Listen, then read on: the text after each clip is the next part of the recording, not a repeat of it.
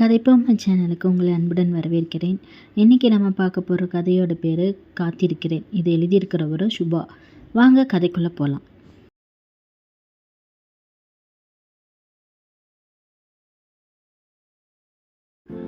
ஹோட்டலில் பரமேஸ்வரின் ஃபோன் ஒலித்தது. மசாலா தோசையை கடித்து கொண்டிருந்த சந்திரமோகன், எடுங்கள் பேசுங்கள் என்று சைகையை செய்தான். அவனுடைய செல்போனை காட்டி, மிஸ்டர் பரமேஸ்வர். என்னது? அஸ்வினின் குரல். எஸ், அப்பா உங்கள் மீது ரொம்ப கோபமாக இருக்கார். உங்களை ஆஸ்பத்திரிக்கு வர சொன்னார், நீங்கள் வரல. அவரை தாக்கிய சந்திரமோகனை ஜாமீனில் வேற எடுத்திருக்கிறீங்க. பரமேஸ்வருக்கு என்ன சொல்வது என்று புரியவில்லை. எல்லாவற்றுக்கும் காரணம் இருக்கிறது என்று மென்று விழுங்கினான். என்ன காரணமாக இருந்தாலும் இன்னும் அரை மணி நேரத்திற்குள் அப்பாவை வந்து பார்க்காவிட்டால் எங்களுக்கும் எங்கள் கம்பெனிகளுக்கும் வேறு நல்ல அட்வொகேட்டை பார்த்து கொள்ள வேண்டி வரும் என்று அப்பா சொல்ல சொன்னார். வீட்டுக்கு வாருங்கள். தொடர்பு அருந்தது. யார் என்று கேட்டான் சந்திரமோகன். பரமேஸ்வரின் முகத்தில் கிளர்ந்த பதட்டம் பார்த்து, கிருஷ்ணதாஸின் மகன் அஸ்வின். என் மீது அவர்களுக்கு வெகு கோபமாக இருக்கிறார்கள். என்னாலா? வேறு யாரால? சூடா சக்கரை கம்மியா ஒரு காப்பி என்று சர்வரிடம் ஆர்டர் செய்துவிட்டு சந்திரமோகன் அவன் பக்கம் திரும்பினான். எல்லாவற்றுக்கும் காரணம் இருக்கிறது என்று நீங்கள் புத்திசாலித்தனமாக பதில் சொன்னீர்கள். இன்னும் அரை மணி நேரத்திற்குள் கிருஷ்ணதாஸை பார்க்க நான் போய் சேராவிட்டால் என் வேலை பறி போய்விடும். பார்க்க போகக்கூடாது என்று யார் சொன்னது? போய் பாருங்கள். உன்னை வெளியே கொண்டு வந்ததற்கு என் முகத்திலேயே அவர் காரி துப்ப போறார். பொய்யை உண்மையாக்கவும் உண்மையை பொய்யாக்கவும் உங்களுக்கு சொல்லித்தர வேண்டுமா என்ன? இருந்தாலும் எனது கருத்துக்களை நான் சொல்கிறேன். உதவுமா என்று பாருங்கள். சந்திரமோகன் காப்பியை உறிஞ்சி கொண்டே தன் திட்டத்தை விவரித்தான். கேட்டில் இருந்து வாட்ச்மேன் பரமேஸ்வரின் காரை பார்த்ததும் பரபரப்பாக கேட்டை திறந்து விட்டான். போர்ட்டிகோவில் நிறுத்தியதும் சாவியை ஒரு வேலைக்காரன் வாங்கி கொண்டான். கிருஷ்ணதாஸின் பர்சனல் செக்ரட்டரி புன்னகைத்தார். சார் ரூமில் காத்திருக்கிறார், போங்கள் என்றார். பரமேஸ்வர் மாடியில் ஏறி கிருஷ்ணதாஸின் பிரத்யேகமான அறையை கதவை தட்டிவிட்டு நுழைந்தான். பெரிய மேஜைக்கு பின்பே சுழல் நாற்காலியில் உட்கார்ந்திருந்த கிருஷ்ணதாஸின் முகம் 3 இடங்களில் பிளாஸ்டரி ஒட்டப்பட்டிருந்தது. கிருஷ்ணதாஸ் பக்கத்தில் அவர் மகன் அஸ்வினி இன்னொரு நாற்கனையில் அமர்ந்திருந்தார். உங்கள் கோபம் நியாயமானதுதான் என்றார் பரமேஸ்வர். ஆனால் நான் செய்வதற்கு முக்கியமாக காரணம் இருக்கிறது. அவருடைய சட்டை பாக்கெட்டில் செல்போன் இயக்கப்பட்டு முகம் திருப்பி வைக்கப்பட்டிருந்தது. அவர் பேசும் ஒவ்வொரு வார்த்தையும் வெளியே காத்திருக்கும் சந்திரமோகன் இன்னொரு போனில் கேட்பதற்காக இந்த ஏற்பாடு. பேசினால்தானே போனில் எனக்கு கேட்கும் என்று அசட்டு துணிச்சலில் நீங்கள் எந்த தகவலையாவது அவர்களுக்கு எழுதி காட்டுவது புத்திசாலித்தனமாக உங்கள் மகளுக்கு ஆபத்து உண்டு பண்ணும் முட்டாள்தனம் என்பதையும் நீங்கள் முடிவில் வைத்துக் கொள்ளுங்கள். சந்திரமோகன் மிரட்டுகிறான். கிருஷ்ணதாஸின் அவசரப்பட்டு அபிதாவின் உயிருடன் விளையாட பரமேஸ்வருக்கு தைரியமில்லை. அப்படி என்ன காரணம் என்றார் அஸ்வினின் பொறுமை இல்லாமல். இந்த வீடியோ கேசட்டை பாருங்கள். அவர் கொடுத்த வீடியோ கேசட்டை குழப்பத்துடன் அஸ்வின் வாங்கினான். VCRஐ இயக்கினான். காதம்பரின் வீட்டுக்குள் அவர் போய் இறங்குவதற்காக அமைத்த ட்ரெய்லர் கேசட்.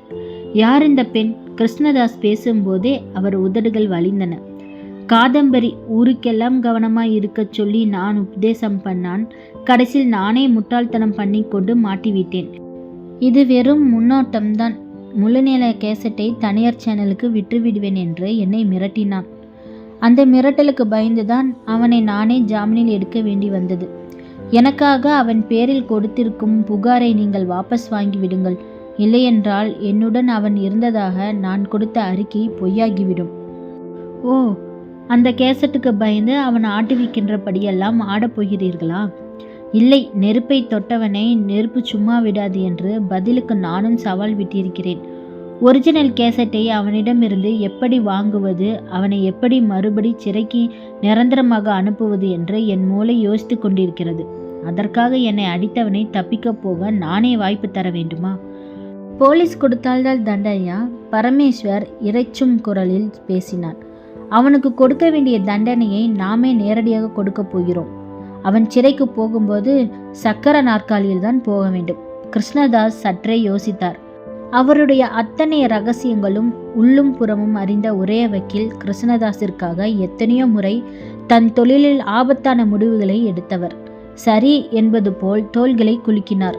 ஆனால் அந்த சந்திரமோகனை சீக்கிரம் என்னிடத்தில் ஒப்படைக்க வேண்டும் என்ற ஒரு வாக்கியத்தில் அவன் சந்திப்பு முடிந்தது. பரமேஸ்வர் நன்றி சொல்லிவிட்டு எழுந்தார். 2 நாட்களுக்கு அந்த சந்திரமோகனை என் பார்வையிலே வைத்திருக்கப் போகிறேன். கேசட் தனியார் சேனலுக்கு போய்விடக்கூடாது என்பதற்காக என்று ஒரு வாக்கியம் சொல்லிவிட்டு அந்த அறையை விட்டு பரமேஸ்வர் வெளியேறினார். அடுத்ததாக வேறெங்கே நான் மண்டியிட வேண்டும் என்றான் பரமேஸ்வர் ஆத்திரத்துடன். இயலாமையும் தோல்வியும் அவர் மீது சுமந்திருந்த கோபம் கண்டு சந்திரமோகன் புன்னகைத்தான்.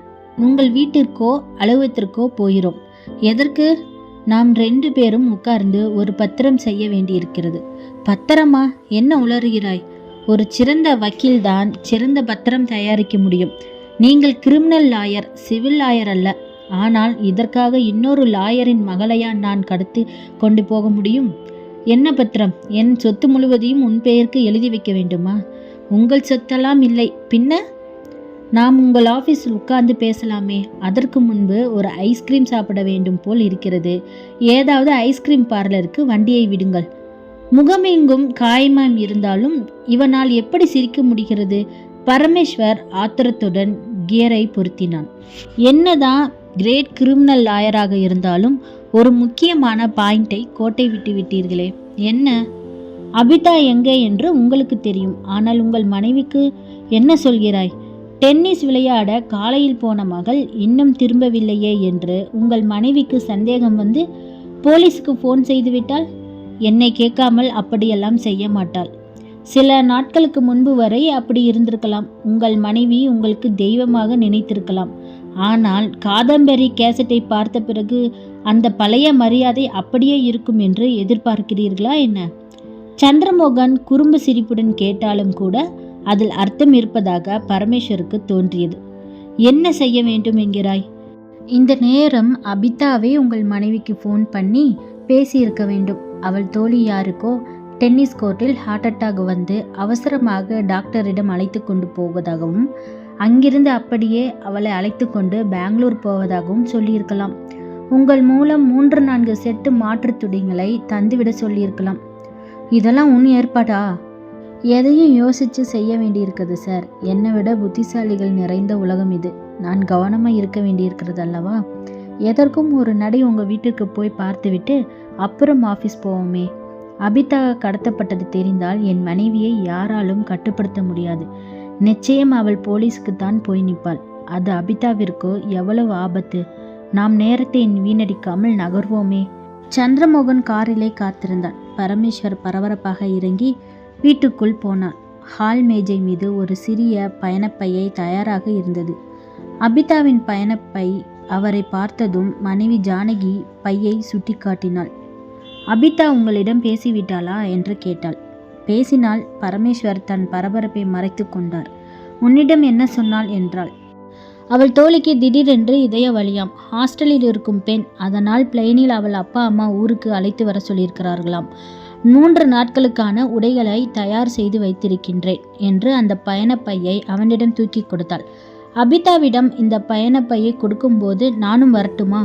வேண்டாம் என்று அவசரமாக மறுத்தான் பரமேஸ்வர். நானே அவளை நேரில் பார்க்க முடியுமான்னு தெரியல. யாரோ ஒரு டிரைவரை அனுப்பியிருக்கிறாள். அவனிடம்தான் கொடுக்க போகிறேன். பயணப்பையை வாங்கி கொண்டு பரமேஸ்வர் அவசரமாக வெளியே வந்தான். சந்திரமோகன் அவரை ஆச்சரியப்படுத்த துவங்கியிருந்தான். எவ்வளவு தூரம் முன் யோசனையுடன் செயல்பட்டிருக்கிறான். இவனிடம் வெகு கவனமாக இருக்க வேண்டும். அவனை முதலில் ஆழ்ந்து கவனித்து அவன் செயலிலிருந்து அவனுடைய பலவீனம் என்ன என்பதை விலக்கி கொள்ள வேண்டும். அவசரப்பட்டு எந்த அடியும் எடுத்து வைத்துவிடக்கூடாது.